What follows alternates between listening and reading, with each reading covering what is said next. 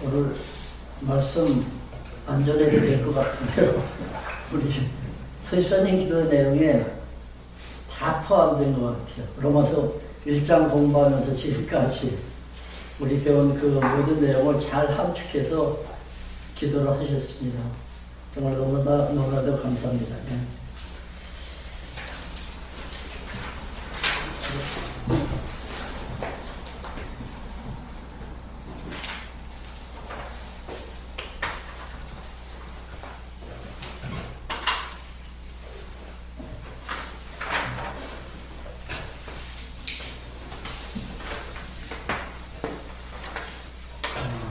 하나님께서 우리를 이제 선택하셨는데 언제 부르셨습니까?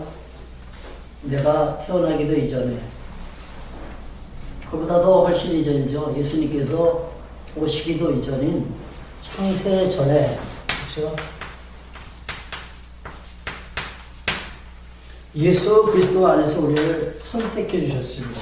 이게 이제 에베소 1장 3절부터 5절까지 말씀이죠. 그리스도 예수 안에서 나를 선택하셨습니다. 그리고 그분의 그 사랑 안에서 거룩하고 흠이 없게 하시려고 우리를 예정하사 하나님의 아들 되게 하셨다 그러죠.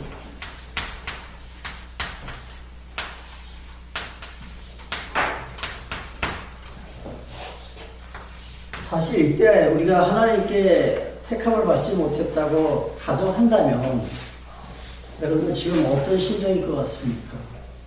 예수를 알기 이전에는 물론 하나님께서 존재하신다는 것도 인정하지 않으니까 택하고 뭐 택함 받지 못했다. 나는 그 말에 대해서 별로 뭐 마음에 어떤 그 반응이 없을 거예요. 근데 우리는 알고 있잖아요. 이제는 택함 받아서 그리스도의 십자가를 통해서 내가 구원받았다는 사실을 알고 있잖아요. 근데 이 당시에 만약에 내가 하나님으로부터 택함을 받지 못했다면은 한번 생각해 보세요. 지금 어떤 심정일까? 어떨 것 같습니까? 그걸 모르는데 뭐. 아니요. 우리는 아니까. 네. 가정이죠. 네.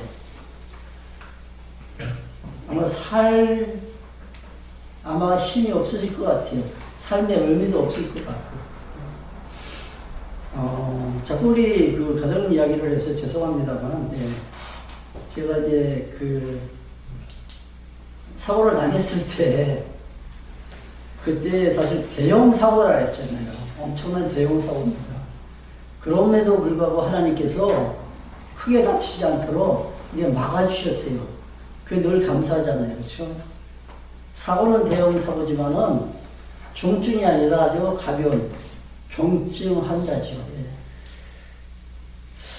그때 하나님은 이제 천사를 이제 동원하신 것 같아요. 그래서 이제 그 은행 직원으로부터, 예.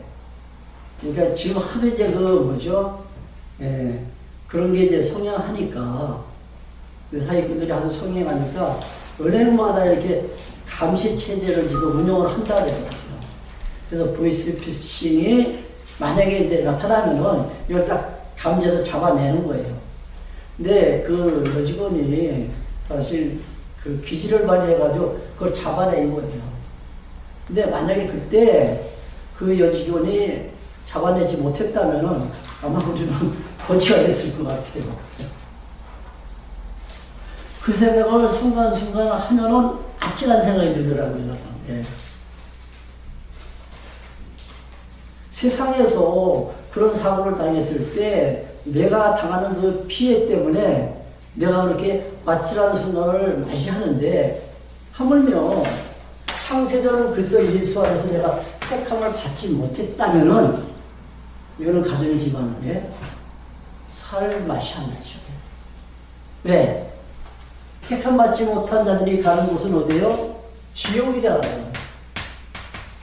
여기 어떤 곳인지 아니까. 예, 어떤 곳이. 여기는 영원한 고통입니다. 공간의 의미는 물론 없죠. 그렇죠? 여기 시간도 예, 이렇게 지속되는 그런 세계는 아닙니다. 여기는 하나의 상태다. 그렇죠? 천국은 영원한 평안. 그렇죠? 이 세계가 어떤 세계인지 아니까. 만약에 내가 택함을 받지 못했다. 진짜 못 살 것 같아요. 그러니까 하나님은 나를 창세전 그리스도 예수 안에서 택해 주시고, 그리고 당신의 그 사랑을 입혀서 우리로 하여금 거룩하고 흠이 없게 하시려고 그분의 그 기쁘신 뜻을 따라 예정하시고 우리를 하나님의 아들 삼아주셨다. 이게 뭐냐면은 하나님의 뜻입니다. 하나님의 뜻. 이걸 우리가 이제 의다 그러죠. 의. 그 하나님의 뜻이 그리스도를 통해서 이루어진 거죠.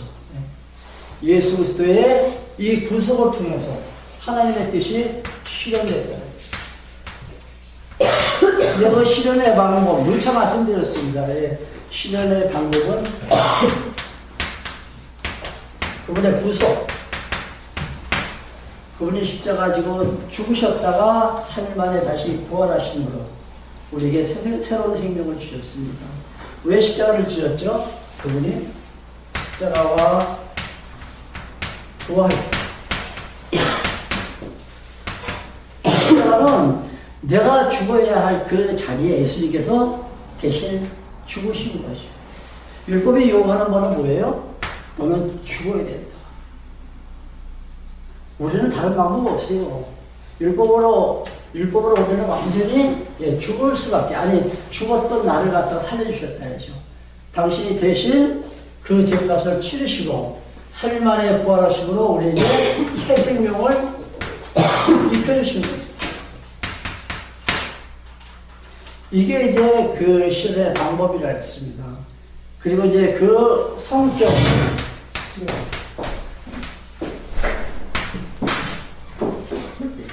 의의 성격이죠. 생각나는 거 있습니까? 의의 성격은 하나님의 은혜다. 또 두 번째는 뭐예요? 그리스도와의 연합, 즉 새로운 생명을 우리에게 부여해 주십니다. 그 세 번째는 뭡니까? 세 번째는 죄와 사망에서 이제 우리는 벗어났다. 그렇죠? 그러니까 율법이 나를 갖다 정지할 수 없다는 얘기죠. 오늘도 이제 마지막 결론 시간에 다시 한번 말씀드리지만은 이제 우리는 율법과는 무관하다. 예. 단절시켰다 그랬죠. 그렇죠? 단절시켰다. 그리고 이제 마지막에는 그거죠. 마지막에는 제가 생각이 갑자기 안 나네요. 예. 이게 이제 성격이죠, 성격. 예. 그리고 이제 결과, 의의 결과입니다. 이제는 예수 안에 있는 자들에게는 뭐가 없다? 정죄함이 없다. 너 죄인이 아니다. 정죄함이 없다는 얘기죠. 이게 뭐 다시 말씀드리면 이것도 역시 영원한 생명을 이제 부여받았다는 얘기입니다. 예수 안에 있는 자들에게는 그리스도의 그 생명의 피로 새로운 생명을 우리에게 부여해 주십니다. 두 번째는 이제 새 생명을 얻은 자들을 가리켜서 뭐라 해요? 하나님의 아들이라고 불러주십니다. 하나님의 아들. 이제 신분이 변화된 거예요. 율법 안에 있을 때는 죄와 율법에 갇혀 있을 때, 그때는 율법의 종이지만 지금은 하나님의 아들이라는 얘기죠. 양자의 영을 우리에게 부여하시고 이제는 너는 내 아들이라 그렇게 불러주시는 거죠. 이제 신분이 어떻게 됐어요? 변화가 된 거죠. 이게 우리 그리스도인들의 정체성입니다. 혹시 여러분들 우리가 당신은 누구십니까? 이런 질문을 받는다면은 뭐라고 대답할 겁니까? 나는 서정훈입니다. 그렇게 대답했죠. 그렇죠? 나는 누구누구의 아들입니다. 이제부터는 나는 하나님의 아들입니다. 이렇게 대답하세요. 그리스도인들의 정체성. 누가? 새 생명을 부여받은 하나님의 자녀들을 가리켜서 이제는 너희는 내 백성이다. 구약의 이스라엘 백성들 광야 생활할 때 하나님께서 말씀하십니다. 내가 거룩하니 너희도 거룩하다. 거룩하라. 이렇게 말씀하시면서 너희들은 내 백성이요 내 제사장이다. 좀 제사장의 나라다. 즉 제사를 드려서 하나님을 섬기는 민족이라는 뜻이죠. 제사를 왜 드리냐면은 용서받기 위해서. 그러니까 죄에서 면제받기 위해서 제사를 드리는 거예요. 그러니까 제사라는 그 제도를 통해서 하나님과의 그 관계를 계속 이어갑니다.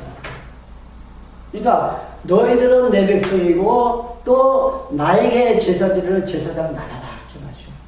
지금 우리 누구예요? 하나님의 아들이라. 그 하나님의 아들에게 무엇을 또 약속하십니까? 기업을 약속하시죠. 후사다, 상속자다 이렇게 말씀하시면서 기업을 약속해 주시는데 그 기업이 뭐라 했습니까? 하늘나라. 그렇죠?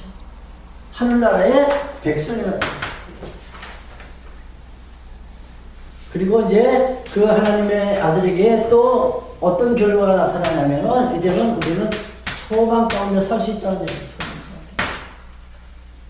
이 땅에는 사실 소망이 없어요. 많은 사람들이 이제 먹고 입고 마시는 것에 대해서 집착하고 있지만은 거기에는 우리가 가치를 부여해서는 안 됩니다. 물론 우리가 살아가는데 필요하죠. 또 그것들을 통해서 우리가 하나님을 섬겨 나갑니다. 근데 그게 다가 아니죠. 그게 목적이 되면 안 된다는 얘기죠. 절대적인 가치는 어디 있어요? 하늘나라에 있죠. 우리는 하늘나라에 대한 소망을 갖고 살아가고 있다는 얘기죠. 그 세계가 어떤 세계일 것 같습니까? 우리 가보지 않았으니까 모르죠. 성경에도 정확하게 우리가 인식할 수 있는 그런 말씀이 사실 없죠.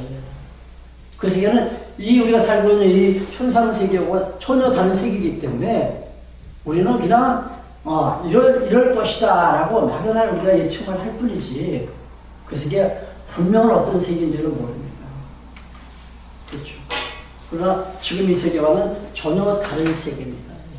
거기는 고통이 없는 세계입니다. 우리가 지금 살아가면서 순간순간 당하는 그 어렵고 힘든 과정이 천국에는 없다는 얘기죠. 거기는 정말로 평안한 세계입니다. 안 믿어지십니까?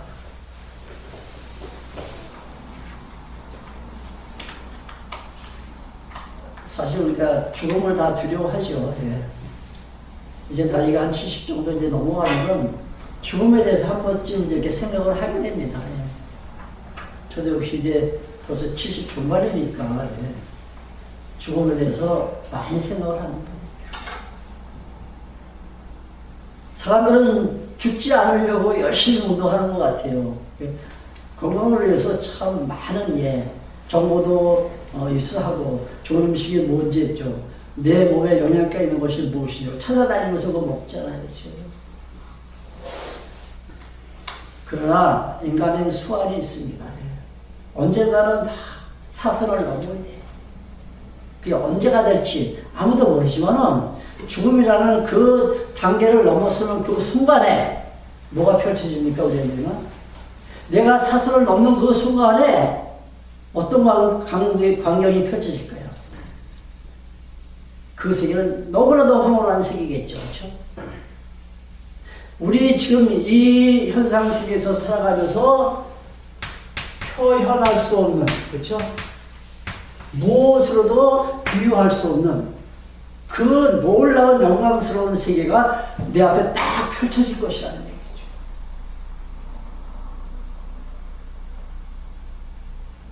그 세계를 우리는 소망하면서 살아갈 수가 있다. 죽음은 사실 두려워할 게 아니에요. 이 육신의 옷을 이제 벗어버리는 게 바로 죽음입니다.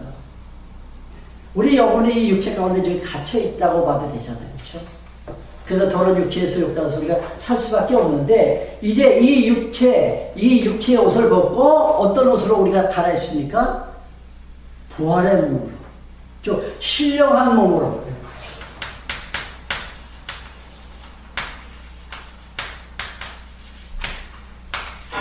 이 육의 옷을 벗어버리고 신령한 몸으로 우리는 갈아입습니다. 그리고 우리는 이제 천국에서 하나님과 더불어서 영원히 편안한 삶을 살아갈 수 있다는 얘기죠. 여기서 더 오래 살고 싶습니까? 그렇죠? 물론 우리 젊은 사람들은 100세, 200세까지라도 살고 싶겠죠. 우리 사이는 그래요. 근데요, 살아 있어야지 말씀을 깨닫잖아요. 아, 네.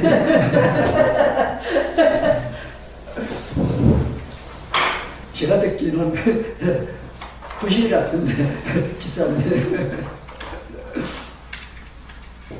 오래 살고 싶은 게 인간의 그 욕망이죠. 하나님께서 살게 하시는 날 동안은 우리가 건강하게 그렇게 삽시다. 제가 그 설날에 이렇게 쓴 글 하나 있죠. 여러분 혹시 읽어보셨나요? 주보 이렇게 있잖아. 실어는. 안 봤어요? 읽어봤어요. 읽어봤어요? 주름살이 생기는 건 그건 어쩔 수 없는 거예요. 그렇죠? 근데 이게 하나님께서 원하시는 길이라면 우리는 따라가야죠. 그래서 하루하루를 정말로 즐겁게 삽시다. 이 소망 가운데 사는 사람은 그 삶 자체가 의미가 있고 또 평안한 거 또 기쁨이 있는 거죠. 이 땅에 살면서 비록 힘들고 어려울지라도 그걸 충분히 이겨낼 수 있는 그 에너지가 있어요. 소망 가운데 산다면. 그리고 이 결과 이제 네 번째가 있다 그랬죠. 그것은 이제 우리에게 무엇을 입혀줘요?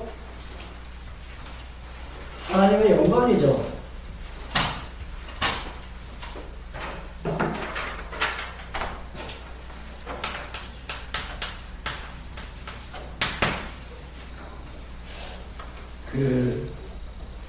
나를 선택하시고, 그리고 이제 예정된 자를 부르시죠. 불러서 이제 너 어렵다, 이제 칭을 어렵다고 이렇게 말씀하시는데, 어렵다고 이렇게 불러주신 그 의인을 하나님께서 이제 영화를 입혀주시는 거예요. 근데 이 과정이 있어요. 이 과정에는 성화라는 과정입니다. 성화. 이 성화의 이제 완성된 단계가 영화입니다. 이 성화는 뭐예요? 거룩해져 가는 그 단계죠. 과정. 거룩이 완성이 된 게 아니에요. 거룩해져 가는 과정인데 완성이 되면 그걸 우리가 영화다고 표현합니다. 근데 이 성화의 과정 속에는 이제 그 성령의 소욕과 뭐가 있다 그랬어요? 육신의 소욕이 있다 그랬죠. 이 두 마음이 나를 갖다가 이제 지배합니다. 그러니까 이 육체의 소욕이 점점 감소하고 이 성령의 소욕으로 자라면서 이제 성화의 과정을 거쳐가는 거죠. 그래서 완전히 이 육체의 소욕이 다 없어지면 그때는 우리는 성령의 소욕만 남는 거예요. 하나님께서 원하시는 아름다운 마음만 남는 거죠. 그걸 우리가 이제 영화다 합니다. 이 영화는 천국에 들어가서 우리가 영화가 부활의 몸이라 했잖아요. 부활의 몸. 천국 생활을 하기 위한 천국 시민이 바로 신령한 몸으로 우리가 살아가는데 그걸 우리가 영화다 합니다. 마지막에는 이제 우리를 영화롭게 하시죠. 근데 하나님은 예정된 자를 갖다 부르십니다. 누구를 부르시냐면은 예정된 자. 이 예정된 자는 선택을 근거로 하고 있어요. 하나님께서 택하실 때 버린 자가 있잖아요. 하나님께서 버린 자. 그는 절대로 부르지 않아요. 하나님께서. 창세전 그리스도 안에서 나를 선택할 때 분명히 버림받은 자가 있다는 얘기죠. 여기서 이제 우리가 하나님께서 버리셨다 하면 사람들이 잘 받아들이지 않습니다. 왜? 하나님이 그래. 사랑의 하나님이 왜 누구는 사랑하고 누구는 버려?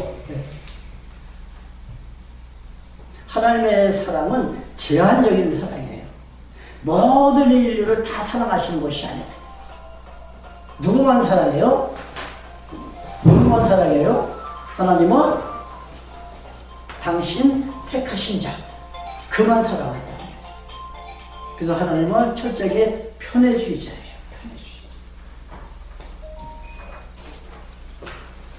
자, 이제 그 예정된 자를 부르시고, 이 부르신다는 것을 이제 들려주시는 거예요. 당신의 음성을. 그래서 그 음성을 듣고 좀 깨달아. 이제 믿게 하신다.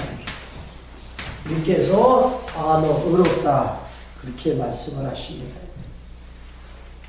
바로 이제 성령께서 이제 내주하시죠. 그러니까 성령의 음성이 아니고서는 누구도 예수를 주라 부인할 수 없다. 그렇게 말씀하시죠. 이게 다 성령의 역사예요. 성령께서 믿게 하셔서 나를 가리켜서 너 믿으니까 내가 너를 구원하신다. 그렇게 말씀하시는 거죠. 근데 이 성화 과정에 보면은 하나님께서 인도하시는 그 길목이 있습니다. 그 길은 때로는 이제 공고한 길이 있고, 어떤 때는 형통한 길로 우리를 인도해 가시죠. 이게 곧 환경 따라서 하나님께서 나를 인도하십니다. 공고한 날과 형통한 날. 공고할 때는 기도하라이죠. 형통할 때는 찬송하자. 이게 곧 예배 생활이에요. 공고한 날 기도하고 형통할 때 찬송하면서 사는 것이 바로 신령한 영적 예배 생활이라는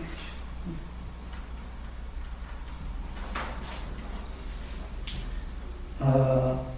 우리 지난 시간에 이제 살펴봤지만은 이 공고한 날과 이 형통한 날을 통해서 모든 것이 협력하여 무엇을 이룬다? 선을 이룬다. 공고한 날, 형통한 날, 이 모든 것을 통해서 하나님께서 선을 이루십니다. 이건 궁극적인 선이라 했잖아요. 그렇죠? 하나님의 계획하신 당신의 뜻을 이루어 가시다. 우리는 하나님께서 나를 인도해 가시는 이 환경을 통해서 무엇을 깨달아야 돼요? 하나님은 분명히 존재하신다. 그리고 그분은 당신의 뜻대로 만사를 섭리하신다. 주관하신다. 이거 깨닫다는 얘기죠. 이 공고한 삶, 형통한 삶을 통해서 하나님은 당신의 주권적인 능력으로 만사를 섭리하시는 분이다. 이걸 우리가 깨달아 가면서 그 하나님을 경외하는 거예요. 자, 당신 마음대로 택할 자 택하고 또 버릴 자 버리시는 것이 하나님의 주권적인 섭리라는 얘기죠.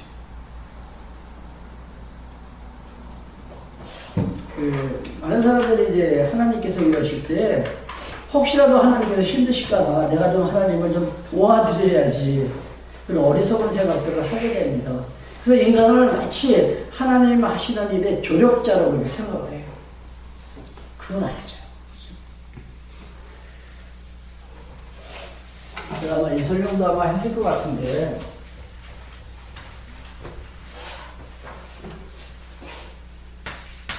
이렇게 제가 그림을 참 못 그리는데,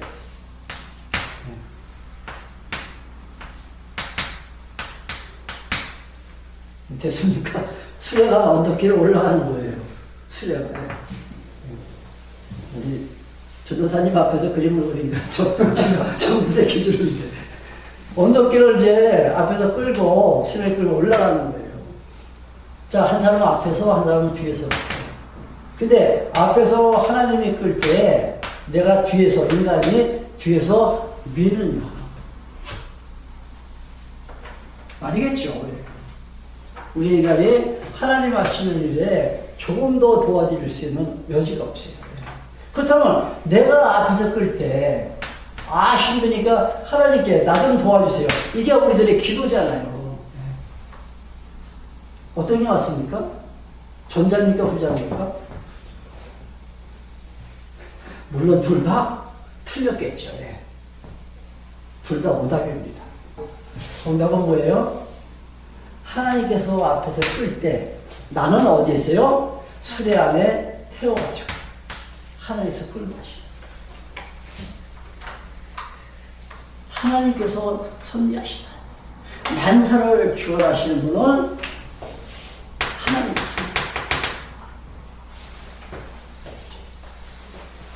그러니까 공고한 날과 형통한 날, 그 삶을 통해서 그 환경 속에서 하나님의 어떤 분이신가를 우리가 깨닫고 그분을 갖다 경외하면서 사는 것이 가장 아름다운 예배지, 영적 예배의 삶이라는 얘기죠.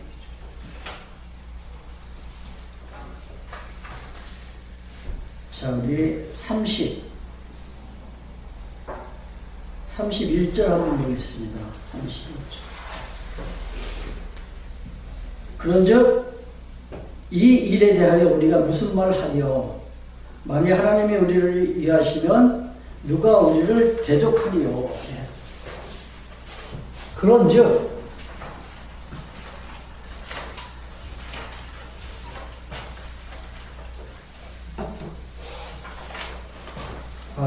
이제 의의 결과 이제 마지막 이제 결론적인 내용인데 최후의 승자는 성도다. 성도의 승리를 갖다 이용하죠. 오늘 우리가 살펴볼 내용입니다. 그 신약 성경의 구조를 봐도 요한계시록에 보면은 교회가 최종 승자다.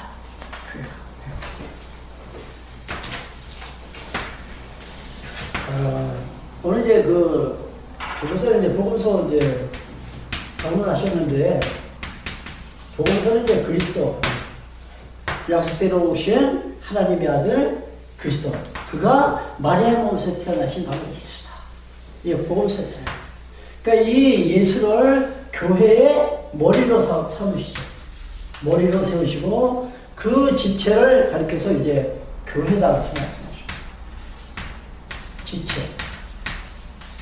근데 이 교회를 하나님께서 이제 키워가시는데 첫 번째가 이제 양육의 단계가 있다 그랬죠.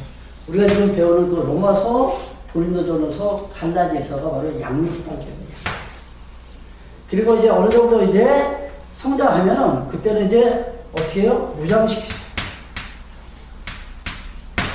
교회의 진리로 무장시켜 나갑니다. 그리고 또 생활로 무장시키고 조직을 통해서 무장시켜 나갑니다. 이렇게 무장되면 어떻게 해? 투쟁. 이거는 전투입니다. 아주 정말로 살벌한 전투죠. 누구와 싸웁니까? 힘이 보니까 유대주의자들. 그렇죠? 그리고 야고보세요. 거기는 세속주의자들. 그 다음에 요한일서 이렇게 올라오면 이제 이단 세력들이죠. 우리 한영들. 그러니까 예수 그리스도의 그 육체로우심을 갖다가 부정하는 그들과의 대적, 그들과의 싸움인데 대적이 바로 누구냐면은 유대주의자들, 세속주의자들 이단이죠. 근데 이뿐이 아니죠. 오늘날 교회의 대적은 누구예요? 우리 한국교회의 문제점이 사실 많이 있지만은 몇 가지를 이렇게 지략을 딱 한다면은 기복이 많죠. 또 하나는 뭐예요? 신비. 그리고 인본주의. 이게 사실 교회 대적이에요. 우리가 그 새벽마다 기도할 때 내가 원하는 소원을 하나님께서 이루어달라고 그게 간절히 기도하잖아요. 소원 성취시켜달라는 얘기죠. 이게 곧 기도예요. 원래는 이 기자가 이거는 뭡니까? 빌기자잖아요. 근데 원래 성경에서 말하는 기자는 이미 기자입니다. 저 한자 실력이 없어서 쓰지 못하지만은 이미 이루어졌다는 얘기죠. 뭐가? 복이. 언제 복을 주셨어요? 창세전 그리스도 안에서. 나를 선택하실 때. 내가 신령한 복으로 너에게 복 주시사. 이게 복이에요. 이미 받았잖아요. 엄청난 복을 받았잖아요. 이래저래 많은 사람들이 자기가 원하는 먹고 마시고 입는 것을 구한다는 얘기죠. 이런 기도 이제 하면 안 돼요. 이거 잘못돼요. 지난번에 그 영화에 나오기 위해서도 제가 말씀드린 것 같아요. 모든 것이 협력해서 선을 이루어 나갈 때. 그때 그 성령께서 우리를 위해서 기도하신다 했죠. 우리는 내가 하는 것 같이 생각되지만은 안 해요. 기도는 성령께서 나를 위해서 강구하신다. 이걸 우리가 중보기도. 중보자는 오직 예수 그리스도 한 분뿐입니다. 이게 아마 신성 거대에 나올 거예요. 근데 성령께서 기도하실 때 누구의 뜻을 따라서 하나님의 뜻을 따라서 기도하신다 했죠. 그러니까 성령께서 나를 위해서 기도하신다고 해서 내 삶을 성령께서 인도해 가신다는 얘기예요. 내 삶을.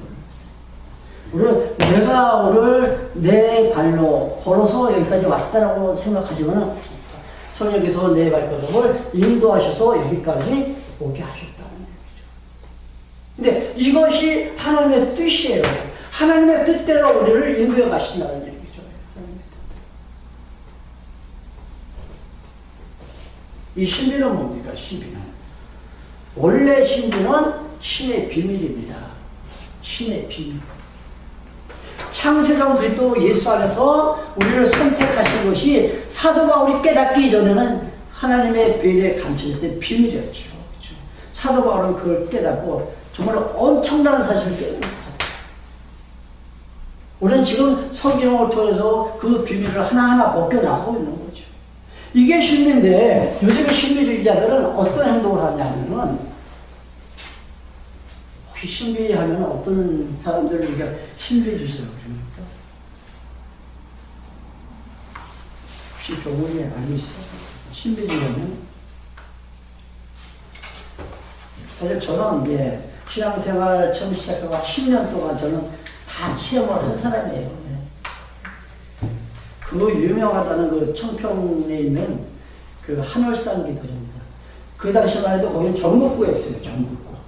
유명한 이천성 목사님이 계셔가지고 그 목사님께 기도받기 위해서 그냥 전국에서 다 몰려듭니다.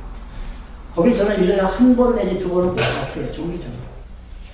가서 기도하면서 그냥 소리지. 온몸을 다 흔들어가면서 기도합니다. 하나님 나 도와달라고. 그러다 막 진동도 많이 줘요. 어떨 때는 목사님이 앞에 설계지 여기서 막 뭐가 떨어져요. 불이. 그런 걸 환상 가운데 봤어요. 제가. 기도하면서 진동을 막 느낍니다. 제가 한번 말씀드렸잖아요. 한 1000여 명이 이렇게 아주 그냥 옹기종기 아주 붙어 앉아요. 그래가지고 이제 기도를 시킵니다. 말씀 다 끝나면서 이제 우리 주여 삼차하면서 기도합시다. 그러니까 주여 하는 순간에 이 손목이 막 진동이 오더라고요. 내가 절제할 수 없게 진동이 오더라고요. 그래서 이제 기도를 시작했는데 한참 얼마 동안 했는지 몰라요. 한참 하고 딱 눈을 뜨니까 내 주변에 막 한 몇 미터 이렇게 내 주변에 사람이 한 사람도 없어요. 다 멀리 다 이렇게 도망가는 거예요. 제가 하도 돌아다니면서 기도를 해요. 검주검주 뛰어다니면서. 눈을 딱 뜨는데 어떤 사람이 그러더라고요. 귀신 들렸나 봐. 근데 지금 생각하면 정말로 그게 귀신의 장면인데 그건 저는 성령의 역사를 알고 있었다는 얘기죠. 이러한 신비적인 행동 교회 안에 아직까지도 남아있다는 얘기죠. 제가 이렇게 그냥 오직 말씀만 붙들고 이렇게 강론하니까 목사님 한쪽만 한다죠. 천만의 말씀이에요. 저는 감리교에서부터 신앙생활을 했고 침례 신학을 했습니다. 그리고 장로교 목사님을 만나가지고 이 말씀을 배웠어요. 근데 지금 보니까 너무 정말로 이것만이 진리구나. 제가 이제 깨닫는 거죠. 그래서 말씀만 제가 강조하는데 저거 한쪽으로 나오면 치우쳤다 해서 아니에요. 저는 양면을 다 보고 다 봤어요. 이 신비는 그냥 분명히 잘못됐다. 제가 하나만 더 말씀드릴게요. 요즘에 혹시 그 신사도 운동이라고 들어보셨나요?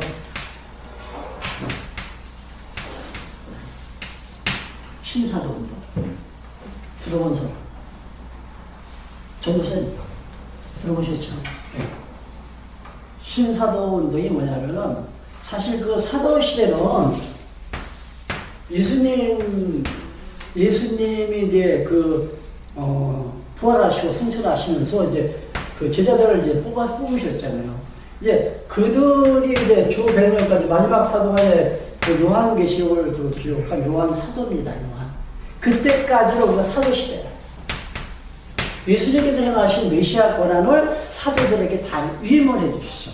그래서 믿는 자들에게는 이와 같은 표적이 따르리니 또 독을 마실지라도 해를 받지 않고 등등 나오잖아요. 방언도 하고 귀신도 쫓아내고 또 병든 자에게 손을 얹은 즉 나으니라. 이 권한이 바로 메시아 권을 사도들이 위임받은 거예요. 그러니까 언제까지냐면은 주 몇 년까지 이때가 계시시대라 계시시대. 이때까지가 사도시대요. 근데 지금 이제 사도시대를 다시 재현을 시키려고 해요. 그 유명한 그 목사님, 제가 갑자기 이름이 생각이 안 나는데, 그 선교에 대해서는 아주 최고의 권위자예요. 생각이 안 나는 목사님이에요. 그 목사님이 이제 시작한 거예요. 신사도. 가만히 보니까 지금 그 사도시대 때 행했던 그런 표적들이 지금 안 나타난다는 얘기죠. 그러니까 그걸 다시 저희가 부활시키기 위해서 이제 시작한 건데, 바로 12명의 사도를 지금 뽑았어요, 저들이. 12명 사도. 그 각 지역에 아마 한 명씩 아마 세웠는지 그건 잘 모르겠는데, 이들이 그 사도들이 행한 모든 그 표적적인 그 능력을 이들이 지금도 행한다 그랬죠.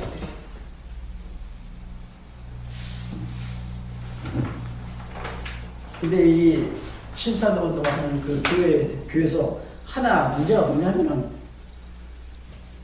그 하나님께서 기도를 하면은 하나님께서 이 이빨 있잖아요, 이빨. 이 이빨을 변화를 시킨대요. 어떻게 변합니까? 이 이빨이 어떻게 변할 것 같아요? 이게 우리가 이제 유치에서 이제 뭐 연구 치료 이렇게 하나님께서 이렇게 우리에게 주셨잖아요. 근데 이 이빨이 황금으로 변한다는 얘기. 진짜 황당한 얘기죠. 황금으로. 그걸 지금 믿고 있어요. 지금 이 신사도 운동하는 그 교회에서는 그걸 철석같이 믿고 있다는 얘기죠. 처음 들어보셨죠. 근데 그 황금 이빨을 지금까지 본 사람이 하나도 없대요. 왜? 보여주시지 않는데요. 만약에 누구에게 보여주면 그 순간 그 이빨이 다시 원위치로 다시 돌아온다는 얘기죠. 그걸 믿어요. 제가 기도원 다니면서 그때 본 그 어떤 그 이상한 행동들, 막 이렇게 손을 얹어가지고 막 쓰러지고 막 벌럭 뒤로 자빠져가지고 그 막 흔들고 몸을 미치는 그런 행동들을 지금 하고 있어요. 아주 큰 대형 교회에서. 자그마한 교회도 아니에요. 그러니까 12명의 사도는 누구를 세우냐면은 정말로 누구나 인정할 수밖에 없는 크게 부흥한 교회. 뭐 몇만 명, 몇십만 명 모이는 그 교회. 그 교회 목사님을 사도다. 이러한 능력이 받는 신비주의예요, 신비주의. 이 인본주의 뭐예요? 인간이 중심이 되는 거죠. 신본주의는 주체가 하나님이에요. 하나님께서 섭리하실 때 당신의 주권적인 사역으로 그 섭리하시는데, 인본주의는 인간이 한다는 얘기예요. 신본주의는 하나님의 영광을 위해서 하나님께서 하시지만, 인본주의는 인간의 행복을 위해서 한다. 행복을 위해서. 이 땅에 유토피아를 건설해요. 이러한 사상이 우리 교회 안에 만연되어 있다. 이게 우리가 물리쳐야 할 대적이에요. 유대주의, 세속주의, 이단들, 그리고 기복, 신비, 이 인본주의. 이거와 모두 있어요.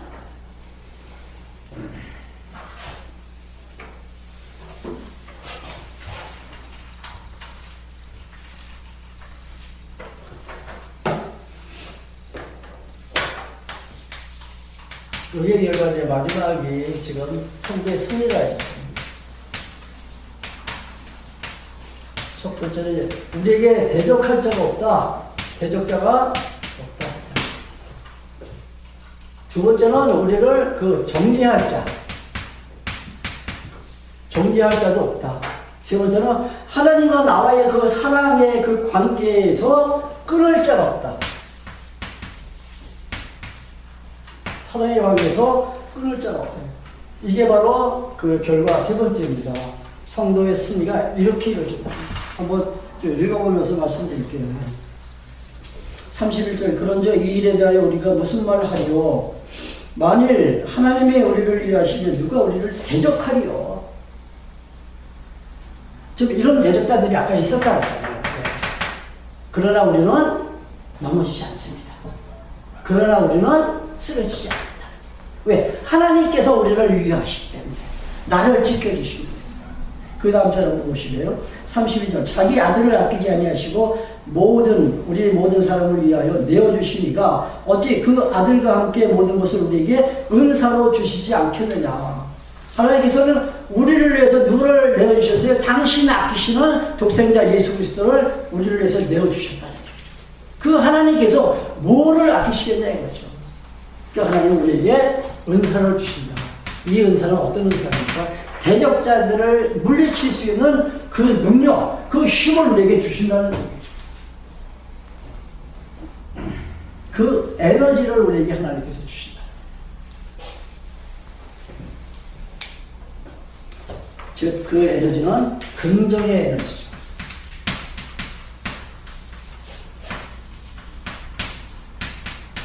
이 에너지는 어떻게 공급해 주십니까? 말씀을 통해서. 말씀을 통해서 공부합니다. 그러니까 이 시간도 우리가 말씀을 2시간씩 이렇게 공부하고 있는데 이 에너지를 갖다가 뭐라 그러죠?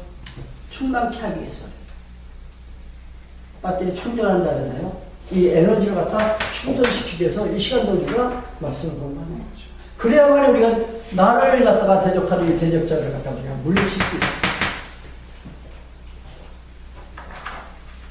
31절. 누가 능히 하나님의 택하신 자들을 송사하려 의롭다 하시는 하나님이시니 누가 정죄하려 송사한 자를 보세요. 이제 너는 죄인이니까 너는 죽어야 돼. 그렇게 이제 고소한다는 얘기죠. 고소할 자가 없다는 얘기입니다. 나를 정죄할 자가 없다는 얘기죠. 우리 이미 여러 번 이제 우리가 공부했잖아요. 그죠? 이제 우리는 율법과 사망의 선대는 우리를 벗어났다. 누가 이제 우리를 갖다 송사하려? 누가 정죄하려? 율법도 정죄할 수 없다.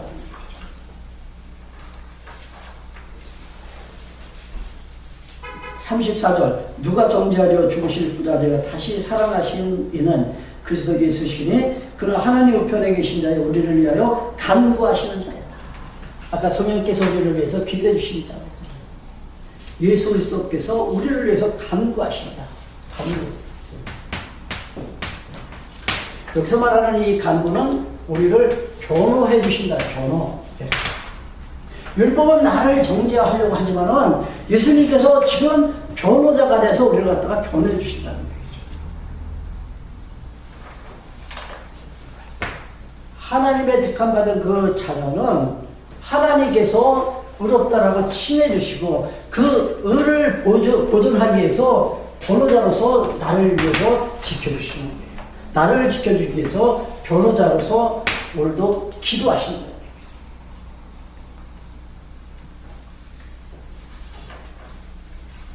35절. 누가 우리를 그리스도의 사랑에서 끊으리요? 환난이나 공고나 핍박이나 기근이나 적신이나 위험이나 칼이라. 하나님의 사랑에서 나를 끊을 자 없다. 환난도 기근도 고통도 나를 끊지 못합니다. 여기에는 나 자신까지도. 우리는 뭐 자살한다 그러잖아요. 자살은 자기가 자기 목숨을 끊는 거잖아요. 아, 나는 하나님과의 관계에 나는 싫다. 그래서 그 관계를 내가 스스로 끊을 수 없다는 얘기죠. 왜? 하나님의 사랑의 포로로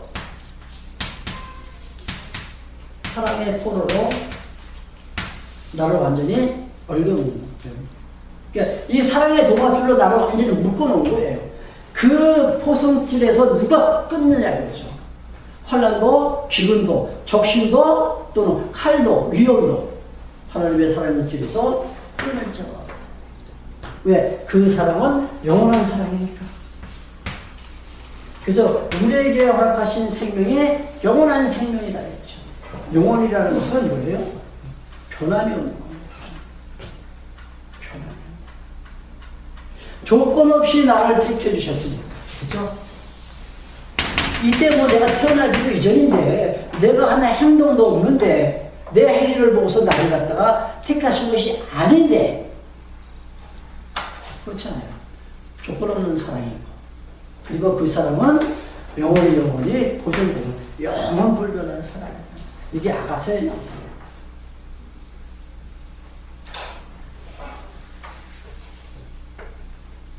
36절 보시기 바랍니다. 36절.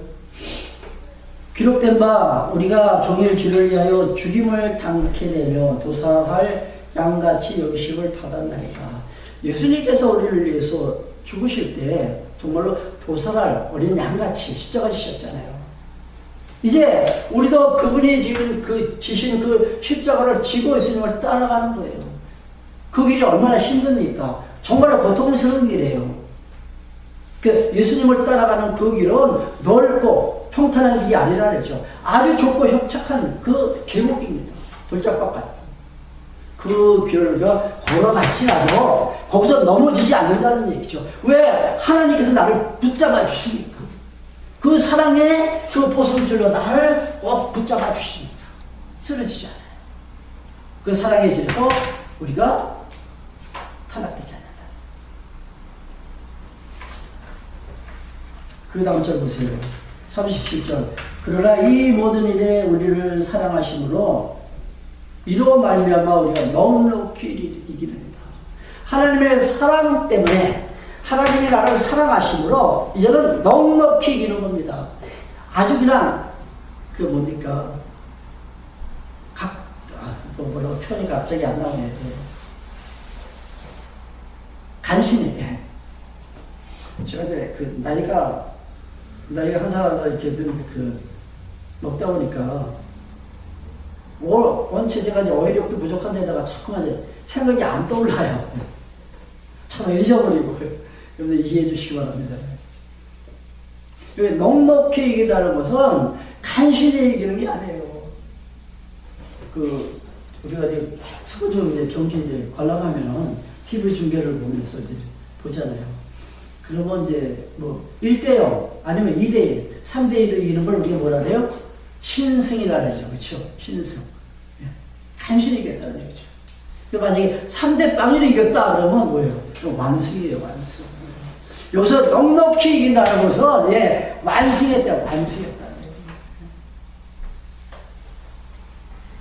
이런 확신을 우리가 갖고 살아야 돼요. 이제는 대적자가 나를 건들지 못한다. 그리고 누구도 우리를 갖다 정죄할 수 없다.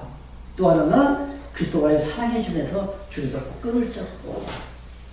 이런 확신을 갖고 산다면은 정말로 이 땅에 사는 날 동안 우리가 편안하게 살 수가 있죠. 걱정과 두려움이 없다는 얘기죠. 38절 내가 확신하노니 이게 확신이에요. 확신.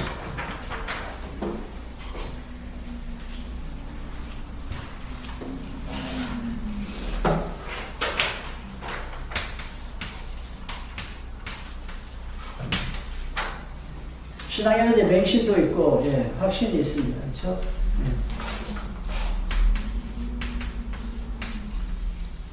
이 맹신은 무지에서 나온 거죠, 무지.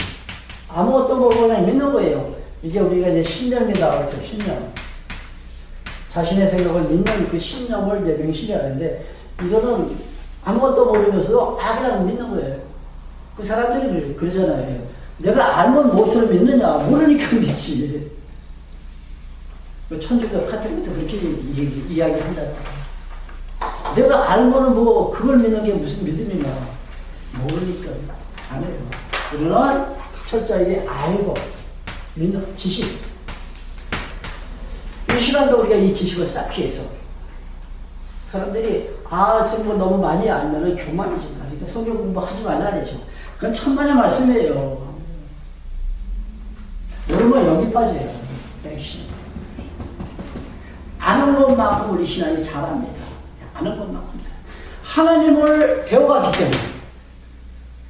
그냥 이렇게 쪼각쪼각 이렇게 오늘 요만큼 다른 여기서 요만큼 또 다음 주에는 또 다른 부분에서 또 요만큼씩 이렇게 알아가는 건 이게 도움이 안 돼요. 그러니까 우리가 이렇게 성경을 쭉 이어가면서 이렇게 공부하면은 그 말씀을 통해서 하나님이 어떤 분인지 우리가 깨달아가요. 이게 바로 지식을 통한 확실한 신앙이에요. 확실한 신앙. 그분이 창세전에 나를 택해 주셨기 때문에 그 사랑은 영원한 사랑이 나와야 돼요. 지난번에도 한번 말씀드렸죠. 영생. 그 생명은 영원한 것이다. 내가 확신하노니 사망이나 생명이나 천사들이나 권세자들이나 현재일이나 장래일이나 능력이나 높음이나 기쁨이나 다른 아무 피조물이라도 우리를 우리 주 그리스도 예수 안에 있는 하나님의 사랑에서 끊을 수 없느니라. 기도하겠습니다. 하나님 감사합니다. 오늘 말씀을 통해서 주님의 사랑을 다시 한번 깨닫게 하심을 감사합니다.